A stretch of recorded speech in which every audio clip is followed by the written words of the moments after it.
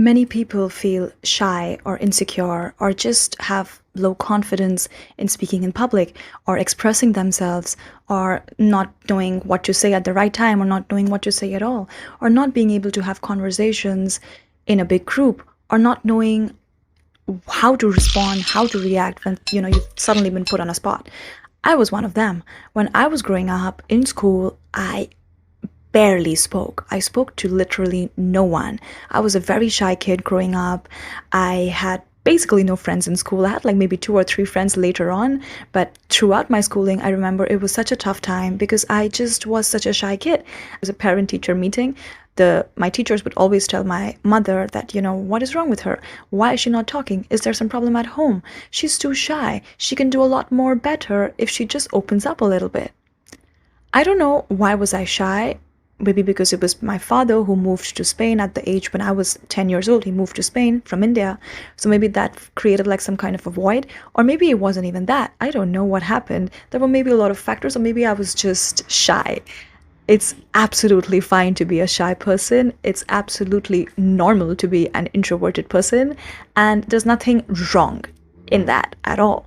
But if you do want to open up a little more, here are some things that really helped me get over my shyness in a public space or in general as well. Reading. Reading gave me this safe space. It created this safe space for me where I could process my emotions through the characters. I could understand what they were feeling. I could feel these emotions without the pressure of social interactions. Someone who was shy, reading helped me connect with characters who were facing similar struggles, making me feel a little less alone in my journey. Reading books where characters were overcoming their own fears made me realize that I could perhaps do it as well. It made me realize that I am not so alone. A lot of people do feel that and experience that, and it's okay to be in a place of uncertainty. Confidence is something that can be built, and it's absolutely fine to be in a place of uncertainty or to start from a place of uncertainty. Writing became a way for me to process my emotions. I was bottling up a lot of things within me where I did not have many friends. Instead of bottling things up, I started writing them down, as that would help me structure my emotions and not let them build up and build up. Reading exposed me to different experiences, different insights, knowledge that I had no idea existed. Immersing myself in stories, in self-help books, in non-fiction books, in fiction books, in all kinds of reading, I learned how to communicate more effectively and gained a little more insight into social dynamics. Reading non-fiction books on body language, communication skills, and confidence building gave me practical tools to try to apply it in my day-to-day interactions and day-to-day life. When I did start reading and writing a little bit, but mostly reading a lot, I started participating in elocutions in school. I remember it was my first English elocution, and I had to go up on stage and recite my story. I was trembling, I was shivering, my hands were sweating, I was so nervous. I had remembered my story, I don't know, so many times, and I thought that if I go on stage, I am going to completely blank out and forget my story, although I did have it in my, written on a paper. But when I do remember, that was a point that I finally put myself out there on stage after being invisible for, practically my entire schooling life. After reading, I got that confidence by participating into this school elocution in front of, thousands and thousands of people, my peers, who had never spoken to. And I won the 3rd prize in English elocution. It was a very quirky story, and it was actually funny from what I remember, a little flirty as well. So everyone was like, who is this new girl in school? Well, I had been there all along. So that was my first tryst of applying my reading knowledge through communicating, through expressing, through almost like an elocution, which was the second round was extempore, which I did participate in as well, where they give you chits and you had to speak on that for 1 minute or 2 minutes. And I think that was the turning point when I realized I could apply whatever I had read in public. Empathy and emotional intelligence. Reading fiction, especially character-driven novels, helped me build empathy for these characters, helped me feel what they were feeling, helped me put myself in the shoes of these various characters. I began to understand the complexity of human emotions and how to apply these emotions or balance these emotions in my social interactions daily. I read books where characters were overcoming their adversities, their challenges, their obstacles in their life. I learned that it's possible to actually overcome it. I learned that there are tools in which you can overcome it, that there are these emotional tools that I then learned how to apply in my day-to-day social interactions and in my own obstacles and stages of life as well. Putting thought into words, I became a little more in tune with my feelings, and that is when I started participating in these elocutions and story writing competitions, which helped me express a little further.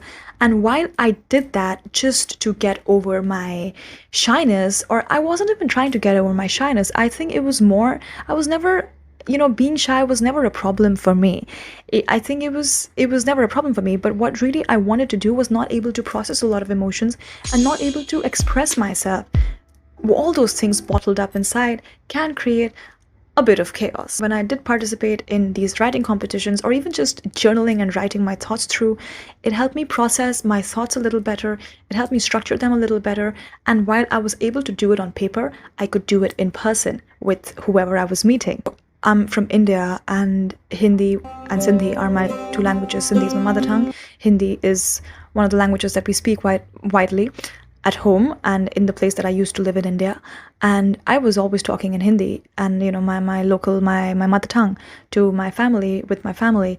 And my English always suffered. Although I did go to an English speaking school, I did my Cambridge board from an English speaking school in India.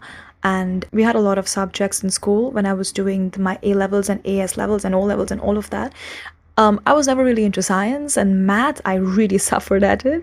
But English was something languages in general was suddenly something that I really grew interested in. I also took up Hindi literature and English literature while I was studying. And I guess through understanding language, through understanding how language is created, how words are put together, how the framework works one hand in hand, it made me understand the beauty of phrasing, right? The beauty of paraphrasing, the beauty of creating a sentence, because it's all about your vocabulary that goes connecting to your communication skills. Reading consistently broadened my vocabulary. I got to learn so many new words. I got to realize that, wow, what I was feeling, this is what that feeling is. This is how it's called. What I felt the other day, this is how this emotion is called. So I started to label these things slowly and steadily, and that helped me broaden my vocabulary scope, broaden my communication skills, and it helped me articulate my thoughts a little better, and then slowly, gradually leading to overcome my shyness. When I struggled to communicate the right words or the right expressions, the right sentences to people, I remembered what I had read in the books that I had read. Then I remembered the phrases and expressions that I had read in all these books. This gave me the confidence to speak up in public spaces. This gave me the confidence to go and approach people through just reading, and through all the vocabulary and all the things and phrases and expressions that I had learned by just reading. It gave me the language to express myself a little more effectively.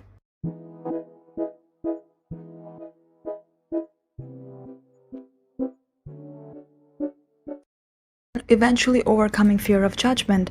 There was a point when I had no friends in school. As in at every school you have one group which is cool, and so, they're like the mean girls, and they have all the boys around them. And I was just so shy. I was not even part of even the geeky group, because I wasn't even a geek. I didn't know who I was, literally, because I was so shy. I did not realize how to discover myself through this chaos.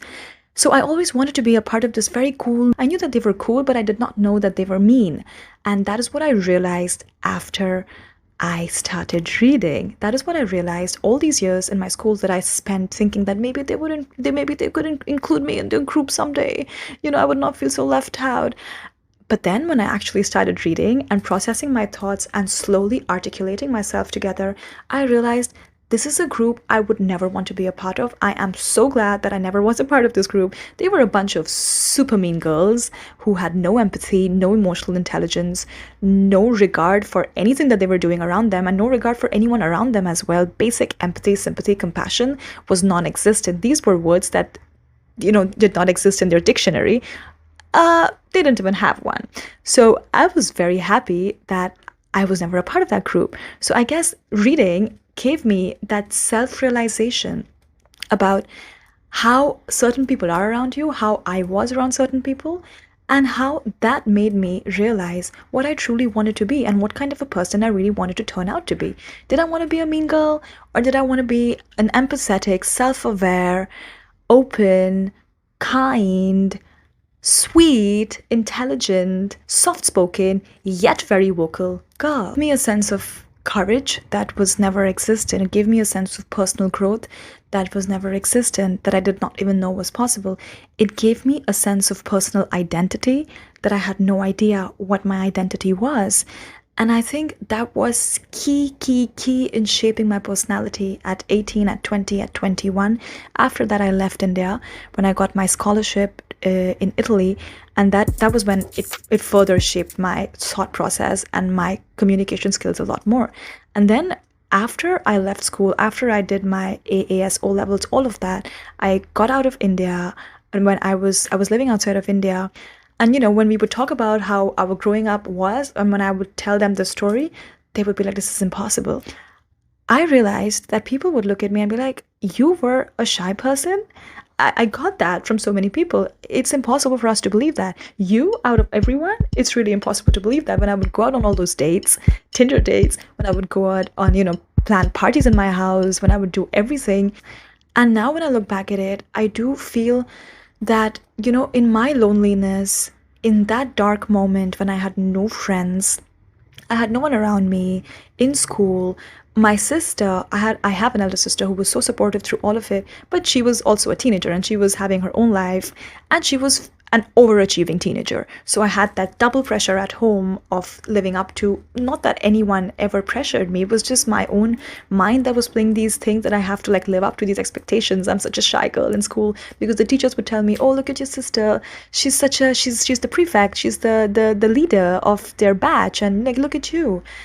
So I did feel that kind of that kind of a drawback, right? That kind of a pang that you feel.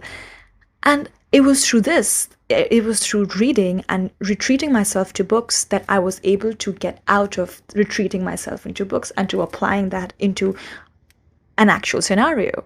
I would really thank the books. I would thank that little library that was available next to my house. I would thank my English teacher, Miss Danak, who literally changed my life. She was one of the best teachers ever.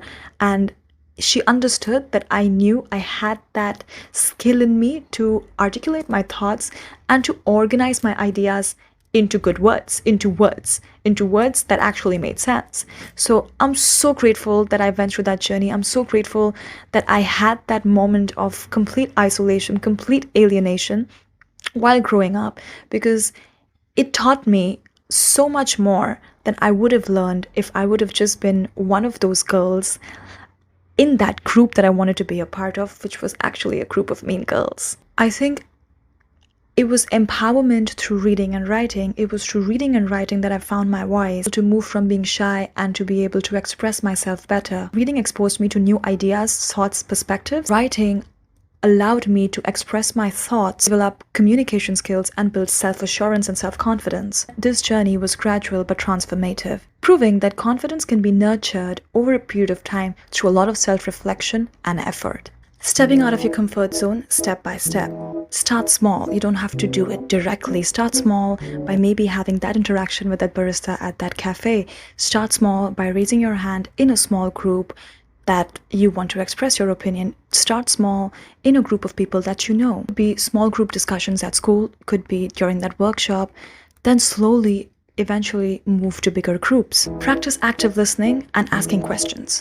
Showing genuine interest and asking questions to others is where you really learn so much. This takes off the pressure of feeling that you have to constantly speak something and say something.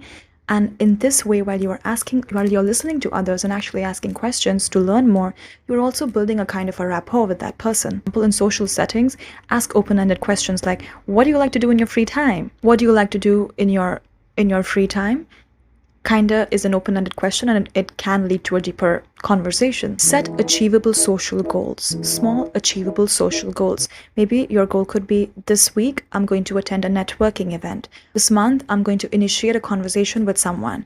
It could be small achievable goals that you could slowly start building up. Don't put so much of pressure on yourself. For example, introduce yourself to a new person at a social event, or save your comments during a meeting that you're a part of. Even if you make mistakes, it's fine. That's where we learn the most. Joining clubs or group activities. Community is so key. Groups are the best way in which you can learn. For me, it was books, but even while I was a part of that group, even when I was part of the books, I had one friend who was also with me throughout. She and I, we would always go to this library and share with each other how all of us were feeling through the books that we were reading. Sports group, hobby group, join a hiking group, a cycling group, a guitar class, whatever that you like, join that. That is where you will meet a lot of people who think alike, who are in sync with your likes and hobbies as well. That helps you ease into conversations because it's a topic or it's a hobby that you already like doing. Practice body language and nonverbal communication. Work on a more positive body language, maintaining eye contact when you are speaking to someone, when you are shaking hands with someone. Make sure that you have a firm handshake. Smiling and having an open posture. This can help convey confidence and help others to approach you easily as well. Try standing tall with a straight posture and try looking directly into the eyes of the person that you're speaking to. This can help you feel more assertive. Public speaking, I think that first elocution that I participated in school really changed a lot for me because everything that I had learned in books, I applied it in public and it worked because I won the third prize. So join a public speaking group, join some kind of public speaking or improv where you are able to talk in front of a group, maybe a small group, then eventually a bigger group. What is it that you are so passionate about? Are there some social issues that really move you and drive you that you'd like to work on some sustainable practices? Start speaking about that eventually into a group, through a group, or even through a YouTube channel. But before you get to the YouTube channel, try speaking it through a group where there are other people involved. Because in a group, you can have positive feedback and feedback in general through the environment that you are speaking to and the topics that you're speaking about as well. Mindfulness and relaxation techniques always work. Yoga and breath work, yoga and pranayama are my go-to. Now I've reached to a point where I cannot do without yoga and my basic pranayama every day. Even if you remove 30 minutes through your day to just focus on your breath, do a little bit of 5-minute meditation and just a few stretches. It just, that mindfulness just stays in your body. It's like, it's like on reserve. I always feel that, like, even if I do 20 to 30 minutes of yoga and 15 minutes of meditation or just breath work, it's just there somewhere in your body that can be used later in a situation where I'm a little anxious. So I know how to balance myself out through it. Embracing vulnerability. Understanding that it's okay to be vulnerable. Understanding that it's so normal to make mistakes. Understanding that it is only through these mistakes that you will be able to learn, make errors, and enjoy the process. Laugh at yourself when you make mistakes. Don't be so harsh on yourself. Don't be so tough on yourself. Laugh it through, because it's only through that, when you take it with a pinch of salt, when you take it with a little bit of laughter, that you're just going to get over it so fast. And remove the seriousness out of it. And when you remove the seriousness out of it, you will also remove the sense of judgment that you have towards yourself. We are always so self-critical. We tend to spiral into thoughts where we are the ones who are judging ourselves.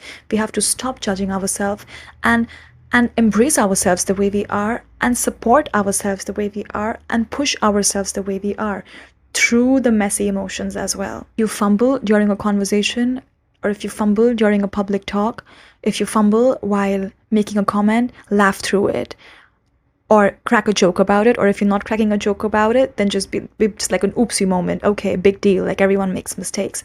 Own your mistakes, own up to it. That would make you relatable and even approachable. No one is perfect. The goal here is not to be perfect. The goal here is to overcome. The goal here is to overcome your shyness. And in some way, even if it's not that, it's just to be able to express yourself better, express all those bottled up emotions that we have inside, to just release it. Focusing on personal growth rather than perfection. Focus on those small victories. Focus on those small actions. Focus on small achievable goals. Focus on appreciate also how you have grown through this journey. Each small step out of your shell is progress. Track your success. It could be how you felt a little more comfortable at a party. Track your success through how you were able to ask that question in a group, or maybe you were able to raise your hand and ask something that you did not understand to the group, to the teacher, or if you're in school, or if you're at an office, if you asked the manager how that could be done, or if you expressed your opinion for the first time. Track your progress. This will motivate you to continue working on your self-confidence. Overcoming shyness, or just being able to speak better in public, whatever your goal is, it takes time.